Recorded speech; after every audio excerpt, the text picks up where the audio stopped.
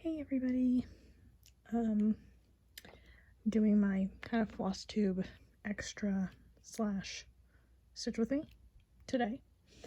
I've been saying, I've been asked a couple of questions, and I figured this was as good of a time as any to answer those questions. Sorry, I just zoomed in a little bit. Sorry, I'm moving. I don't want to make anybody seasick.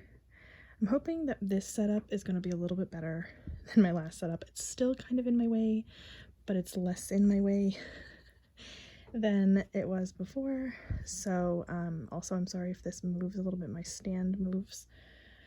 So I got asked a couple of questions since my video 2 weeks ago that I'd like to answer today while I'm stitching.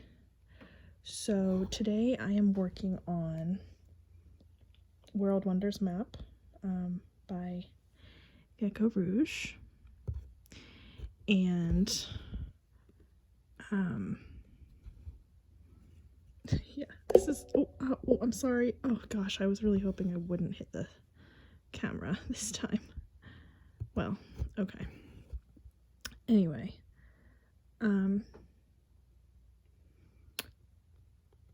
so yes, so this is World Wonders Map by Gecko Rouge. It is by artwork by Maria Rabinki. I don't know. It was in my video that I put up on Wednesday. So if you're interested in the artist, it's in the comments of my video on Wednesday. Okay, so I guess first question that I was asked was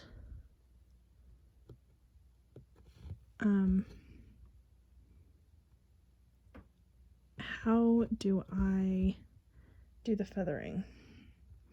I think that was the question. Sarah, I hope that was the question. Because I don't remember. So as you can see, up here, and I do it in every 10 by 10 block. So you can especially see it up here. So I'm going to, you know what, I'm going to turn my lamp on. Does that wash the color out? No, okay. Sorry y'all, I just need to be able to see a little bit better. The camera was looking very clear, but the actual piece was a little dark. So I'm going to actually show you a little piece of, okay, I'm going to show you a little piece of the pattern. Again, this pattern is like 500 something pages, so this little piece of the pattern is not going to make it easy to steal from it. So here is a part of the pattern. So as you can see, this is Pattern Keeper.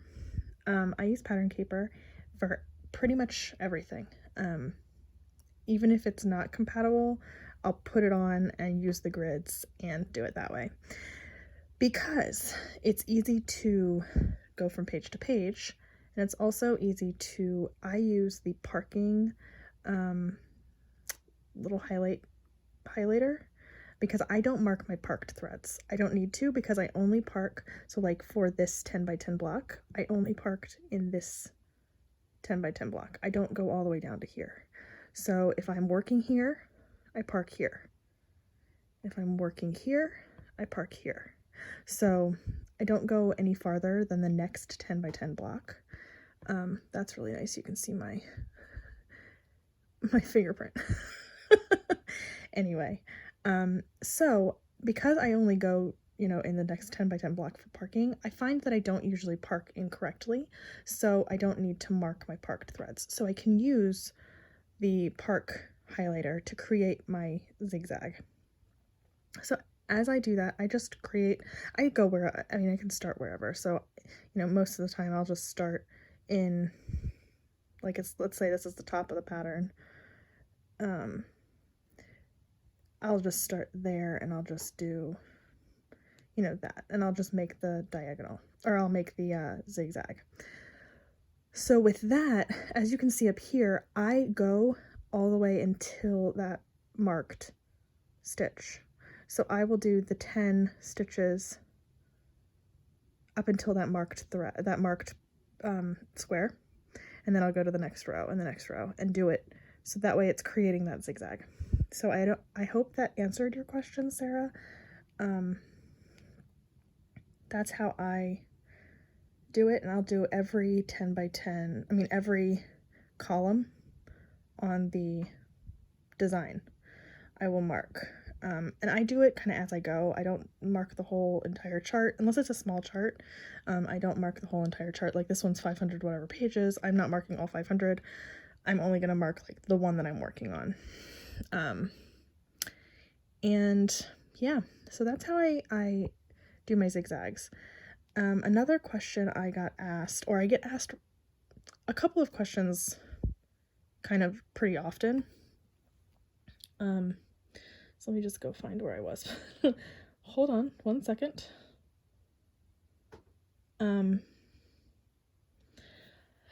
question that I get asked quite regularly, let me zoom you back in, is how, or not how, but, oh geez, that seems to be kind of not where I'm working. Okay, there we go. What was I saying? Who knows?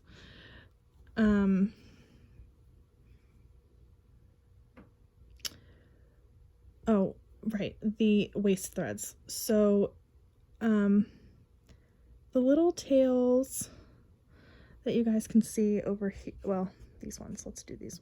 Hello. These little tails right here, these are all waist threads. So I think in my last stitch with me, you saw if I don't have that color in the next 10 by 10 block, which would be down here, if I don't have this color down here, I will end it.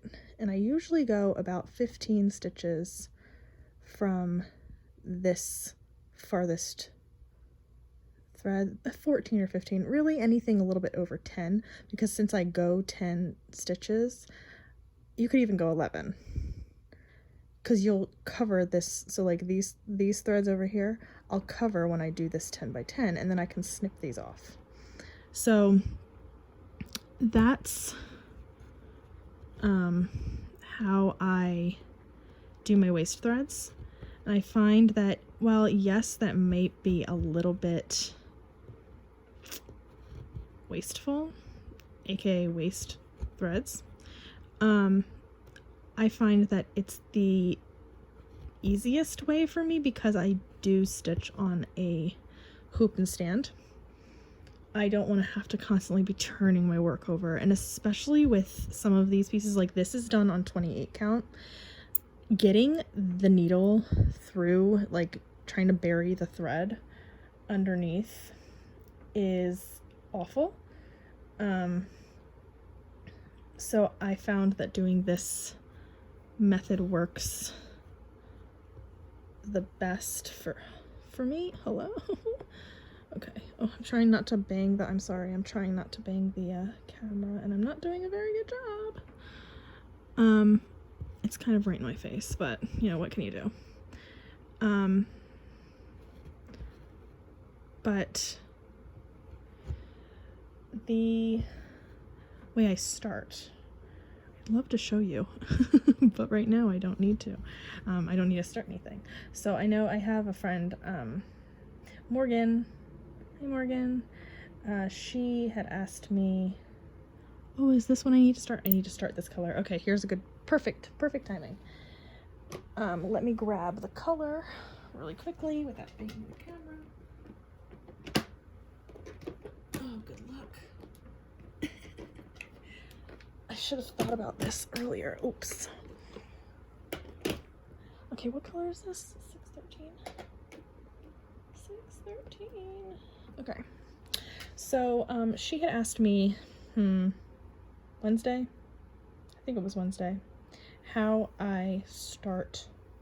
Well, I don't even think she asked me how I start. She just asked me about my waist threads. And we were talking about the waist threads, and she asked if I start and stop with a waist thread, because that is a thing people do. People do start with waist threads, and I think that's fine. But because I have so many, that would just be, it would be too much. Too many waist threads. So I will show you. I use the one-stranded loop method, and it works really well. I've done it on 25 count and 28 count, and I've not had any problems with it. I haven't done it on any other count, and if I'm doing anything more than 25, I'd probably use 2 strands anyway, so I wouldn't have to worry about doing a one-stranded loop method. So anyway, this has been fine, and it's secured. I mean, all of these threads are secure with the one-stranded loop method to start, and I have never had any like pop out or anything like that. The one thing you do need to be sure of is sometimes if you stick your needle in incorrectly, like somehow it doesn't go in the same way that the first did. I'll show you, I'll explain that in a minute. So anyway, to start the one-stranded loop method, you're gonna stick, so like I'm doing this X right here. So I'm actually going to stick my needle in the top, and I go, as you can see, I do the bottom leg from the top, well, I guess you'd say from the bottom left to the top right, and then I go, my top leg is the bottom right to the top left. So because I do it that way, I'm going to put my needle down into the top left hole, and I'm going to leave a little tiny tail.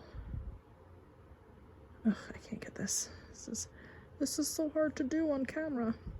And then I'm going to bring my needle up in the top right hole, and I'm going to hold that tail.